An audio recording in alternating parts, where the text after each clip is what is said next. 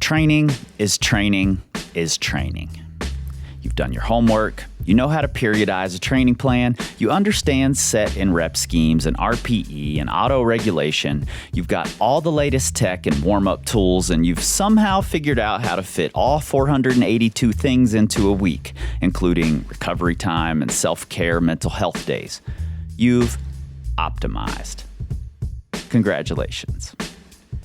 But now you have a climbing trip coming up. The rock is different, the style is different, your pre-trip time is short, and the number of days you'll be climbing even shorter. What's more, if you do your normal training block for this upcoming trip, it'll overlap with the good days in your climbing season, and you want to optimize for both. Well, realistically, you probably can't. What you can do is learn the best way to train for a climbing trip, which is different from training for your normal climbing season. And you're going to do just that because you're listening to Tape Tips from Power Company Climbing. It's time to build.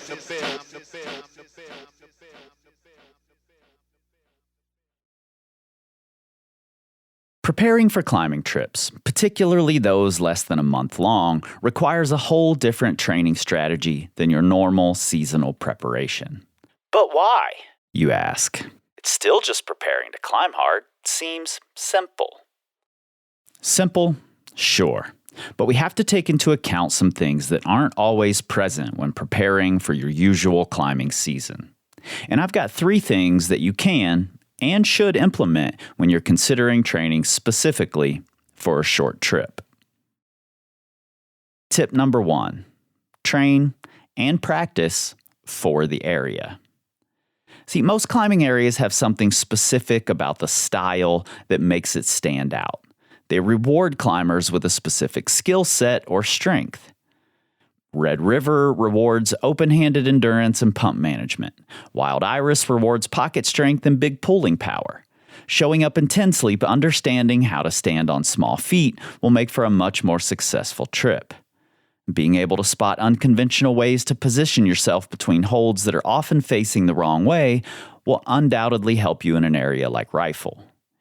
Even if we're talking strictly finger strength, there's a big difference between what's required to climb well at Wild Iris, Horsepins 40, Waco Tanks, and Red River Gorge.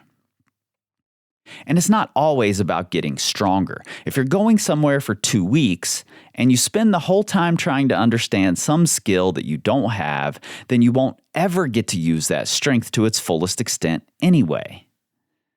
Sometimes simply practicing the requisite skills will go further than getting stronger. So be creative. Let's use knee barring as an example. Adam Ondra famously talked about the workouts he did to get stronger at knee barring for his flat hanger routes. But that strength is only going to take you so far if you can't find knee bars and don't really understand how to use them in the first place. So if you're going to rifle or Waco Tanks or Jailhouse or flat hanger or some other knee bar intensive area, you can absolutely improve at finding knee bars before you go. In the gym. If you don't mind the strange looks, strap on a knee pad and go searching. And ask yourself, did it work? Why? Why not? Can you make it better? Can you rotate around the knee bar to reach higher holds rather than just using it to rest? Practice. So, figuring out what's required of the climber in your destination is step number 1. And we've already done some of that work for you in our What, When, How to Train podcast series, where we talk with a local or experienced climber about their favorite areas and how to prepare for it. You can find those at the link in your show notes. Tip number 2, hit the ground running. Because it's a short trip, you don't really have much time to get used to things and build some momentum. You want to be firing on all cylinders when you get there. The conventional build in volume or intensity followed by a deload week that we see in most programs might not be the best option here. For these short trips, I believe it's far better to program a build in volume, deload, then start a moderately high volume, high intensity block, and taper the volume toward the trip. What you're training and practicing in those blocks depends on the demands of the destination, the things we decided on in tip number 1. Now, the reason we build to a high volume, even for a bouldering trip, is because you're going to want to fit as much climbing in as you can. Even if you have a main project rather than doing a volume trip, you want as many quality attempts as possible to give you the best chance of success. There's nothing worse than figuring out the key piece of microbeta when you're just too tired to give any more quality burns. So don't let that be you. And then we taper into the trip, even if it's someplace like the Red River Gorge where you'll want to be able to do hundreds of moves in a row, because we want you to show up fresh and ready to go rather than tired from the training. You're not going to want to rest your first few days in a new area in order to perform better. You're going to want to climb, and we want you to be ready. In our new trip prep plans, we're using a 7-week program, 3 weeks of build, followed by a deload, and then 3 weeks tapering into your departure date. And in my experience, it takes about 6 weeks to really get some benefit from your training, and anything longer than 7 or 8 weeks will risk cutting deep into the performance season at the time when most people are planning these short trips. If you want to learn more about our trip prep plans, we currently have programs for Wild Iris, 10 Sleep, and Red River Gorge will be coming soon, with even more coming later this year and next, each with versions to fit 511, 512, and 513 goals. You can find that link right there in your show notes as well. And plans for popular bouldering areas are also on the way. Tip number 3, introduce pressure into the training.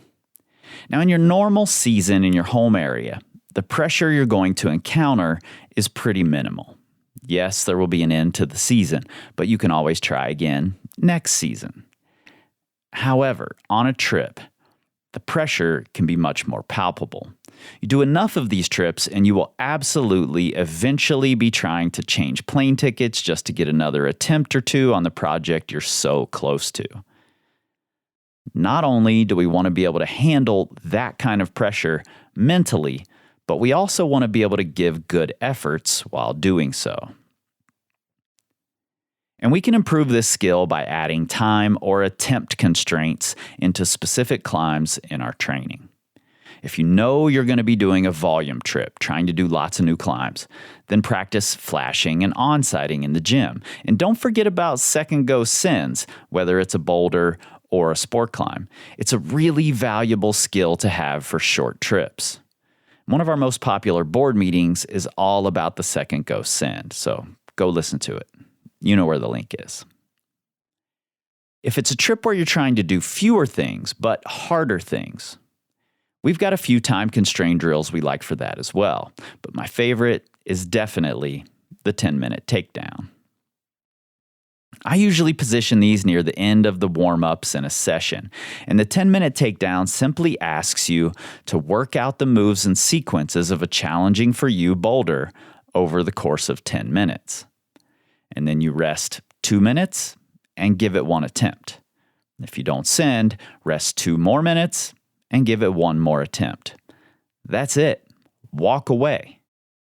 This will help you not only learn to deal with that sort of time constraint, but it will also begin to shorten the projecting process, forcing you to focus only on what's important for the send, and it will ask you to give an acute effort, a skill that's necessary to send hard things on trips.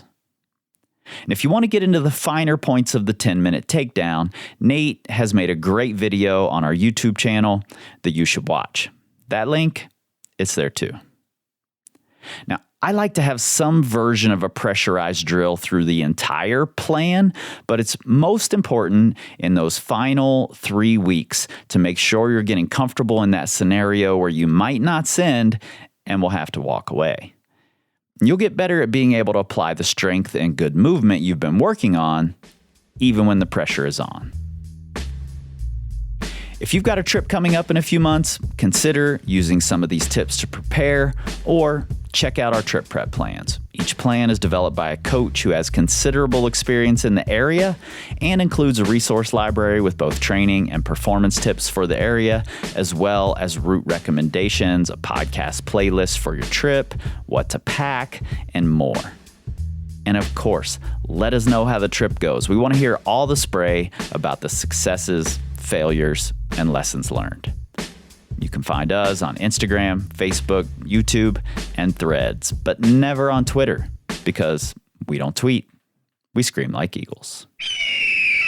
This time, power. This time to build power. This time to build power. This time to build power. This time to build power. This time to build power. This time to build power. This time to build power. This time